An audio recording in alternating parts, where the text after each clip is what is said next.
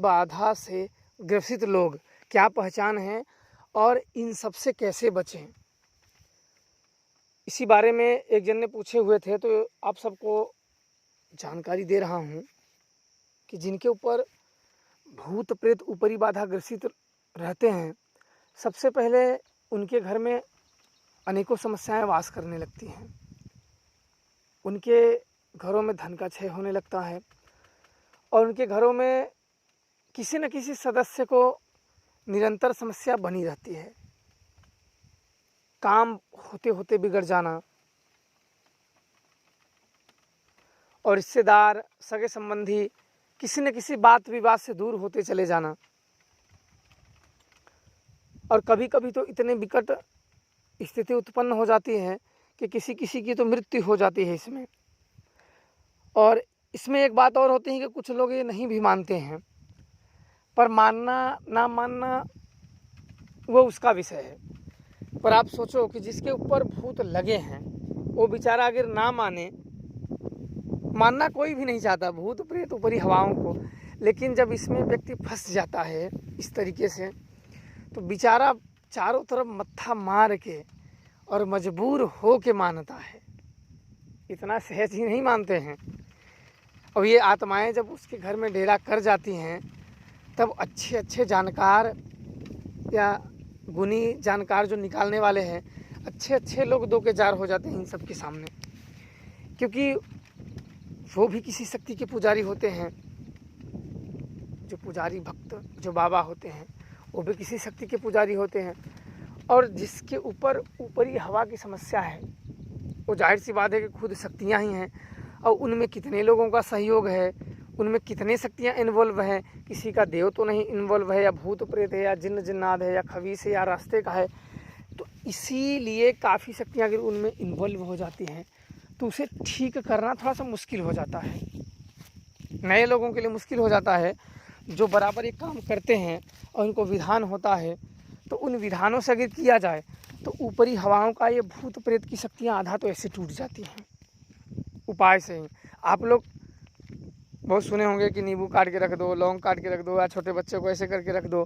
तो अलग अलग छोटा छोटा टोटका करते हैं कि नहीं, तो बिना मंत्र के वो टोटके काम करते हैं। कुछ टोटके जो कुछ लोग अपने कपौल तरीके से अपने बुद्धि दिमाग से बना देते हैं, कुछ जो पहले के जो आजमाए हुए हैं, जो पहले के बुजुर्ग लोग करते थे, वो आजमाए आज भी काम करते हैं। तो इसलिए अगर ऊपरी हवा या जिन खबीस प्रेत बाधा पिशाच बाधा ब्रह्म राक्षस कोई भी हो, सब हट सकते हैं। निकल तो हमारे बॉडी में से जान भी सकता है, निकल जाएगा। तो फिर ये भूत प्रेत क्या है? लेकिन वो युक्ति, वो विधान आपको आना चाहिए। ब्रह्म की साधना तो बड़े बड़े राक्षस किए हुए हैं, क्या वो विधान अभी है? क्या वो मंत्र है? लोग बोले हैं कि मंत्र तो किलित हो गया है। तो किलित का मतलब हुआ है लोक लगा। तो जिस घर में जिस मंत्रों में लोक लगा है, तो आम आदमी को तो उसका ज्ञात ही नहीं होगा, क्योंकि किलित है।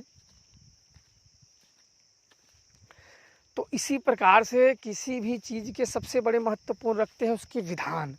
पहले उसके पूजा विधान, जो उसको सिद्ध करने का तरीका। जब सिद्ध करने का तरीका का विधान आपको पता है, इसके बाद आपको उसको हटाने का, जो भूत प्रेत ऊपरी हवा है उसको हटाने का।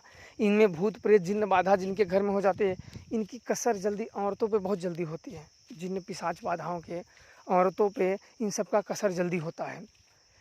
और किसी किसी के घर में छींटे आ जाना, किसी को औलाद रहने के बाद भी ख़त्म हो जाना, और किसी के घर में अलग अलग घर में जैसे दो आदमी बात कर रहे हों और घर में जाके देखो तो कोई नहीं, या कोई चलने की आवाज़, या किसी के पीछे से रोने की आवाज़, या छोटे छोटे अपने घर के लड़कों को कोई आत्मा दिखना। ऐसे बहुत हैं कि जो स्वयं जिन पे बीतेगा ये तो वही लोग बयां कर सकते हैं। और ऊपरी हवा से बचने का यही एक मार्ग है कि कोई अच्छे से जानकार ढूंढिए, क्योंकि सबसे पहले अगर आप खुद करेंगे वहाँ, तो आपके घर में तो अदृश्य आत्माएं, भूत प्रेत, निगेटिव एनर्जी, जो भूत प्रेत शक्तियाँ हैं, काली शक्तियाँ हैं, ये आपके घर में वास कर रही हैं। तो अपने वो रहते हुए आपकी पूजा पाठ सफल होने ही नहीं देंगे। और अगर पूजा पाठ सफल नहीं होगी तो हम उसमें सफल नहीं होंगे। ना तो अगर पूजा पाठ सफल नहीं हुए तो उस शक्तियों की कृपा हमारे ऊपर कहाँ होगी। तो इसलिए नए लोग बड़ा कम सफलता पा जाते हैं और अपने घर की समस्याओं को नहीं हटा पाते हैं। और कुछ लोग इसमें होते हैं माहिर कि जो इन सब में से हटा देते हैं, उनके लिए अलग ही शक्तियाँ डायरेक्ट चलाई जाती है। जांचो कि उसके घर में है क्या, मेन जो ये समस्या उत्पन्न किया वो है क्या, मेन चीज़ वो चीज़ पता लगाओ। तो मेन चीज़ को ही युक्ति द्वारा, शक्ति द्वारा, भक्ति द्वारा, षड्यंत्र द्वारा, किसी द्वारा उसको पकड़ने की कोशिश करो, उस आत्माओं को जो मेन षड्यंत्र वहाँ फैला रहा है। जब उस षड्यंत्र को पकड़ोगे तो छोटे वाले जो गिद्दड़ गादड़ हैं भूत, वैसे ही डर जाएंगे, करीब मेन हमारा राजा ही पकड़ा गया तो हमारी क्या बुनियाद है। तब उन्हें अपनी शक्तियाँ दिखाओ कि अब तुम लोग भी शांति से सीधे लाइन पे आ जाओ, तुम लोगों को कैद करके मार डालूंगा। तो जब बड़ा उनका बॉस ही पकड़ा गया तो चिल्लर लोग ना वैसे हाथ बांधे आके खड़े हो जाएंगे। तो आप जितना समय तक रखो कि 5 महीने, 6 महीने, 1 महीने, 2 महीने, कि भाई इतना समय तक इसके घर नहीं जाना है, शक्तियों की जवाबदारी दे दो, तो उतने समय तक ठीक रहेगा। फिर उसको हटा दिया जाता है। ये नहीं कि उसको अपने शक्तियों के पास ही रखो, उसको हटा दिया जाता है ताकि। और वैसे जगह पे पेड़ों में, वृक्षों में दान मार दिए जाते हैं, इसलिए कि अगर चौराहे पे कर दिया, किसी को दे दिए, तो एक को छुड़ा के एक के शरीर पे दे दिए तो फिर उसका मतलब नहीं बनता है। क्योंकि हम एक जगह तो पुण्य किए, व्यक्तियों का भूत हटा के, और दूसरी जगह किसी के ऊपर कर दिए तो पाप कमा लिए, तो हमारा ले दे के बरोबर हो गया। तो इसलिए मेरा तो ये मानना होता है कि 2 रुपया थोड़ा सा ज़्यादा ही लगे, लेकिन किसी के ऊपर मत करो। ऊपर भेजना या भूत करना बड़ा आसान होता है। हम लोगों को भी अगर किसी का भूत पकड़े, किसी के ऊपर छोड़ दिया तो बड़ा आसान होता है, लेकिन ये गलत होता है। एक जगह से पुण्य करो, दूसरी जगह पाप कमा लो। इसलिए 2 रुपया ज़्यादा लगे लेकिन पाप मत कमाओ। तो आप लोग भी वैसे करें कि किसी के ऊपर का भूत छोड़ा के किसी के ऊपर पे ना लगाएं।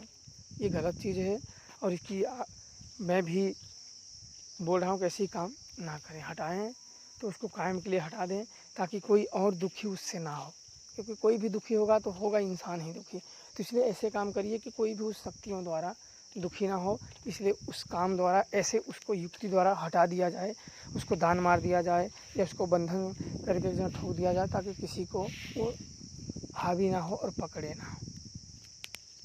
तो आप लोगों को समझ में आ गया होगा। खुश रहिए, प्रसन्न रहिए, माता काली की कृपा बनी रहे। महादेव की जय श्री महाकाल।